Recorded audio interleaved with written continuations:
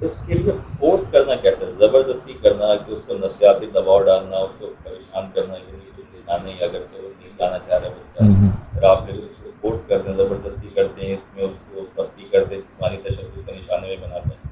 तो इस तरह से करना कैसे? देखें, ज़ोर ज़बरदस्ती से तो कोई काम नहीं होता।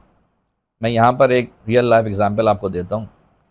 मेरा एक दोस्त है, तो वो एक दुनियादार फैमिली है, माली एतबार से करोफर वाले हैं, मतलब फाइनेंशियली बहुत स्टेबल हैं।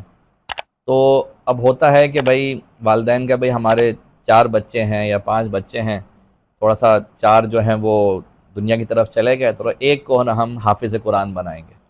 अच्छा, अब हुआ ये कि इसी तरह वहाँ पे हुआ, उस बच्चे को, छोटा बच्चा था, उसको लगा दिया एक आपने मदरसे में, वहाँ पे हिफ्ज़ करने लगा।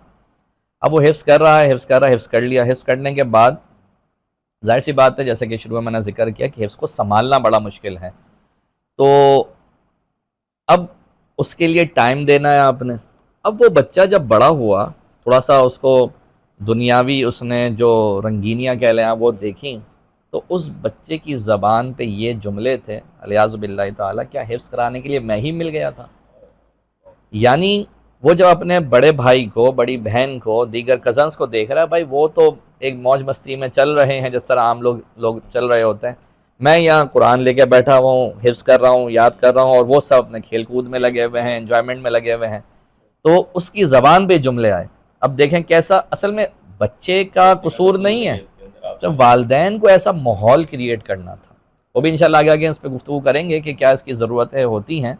तो इसलिए फोर्स से और जो है वो जबर से अगर आप कराएंगे तो फिर फ़ायदा नहीं है। इसमें आपको तरगीब भी दिलानी होगी, थोड़ा सा उसको इंसेंटिव्स जिसे आप कह सकते हैं कि हिफ्स के ऊपर, वो भी देने होंगे।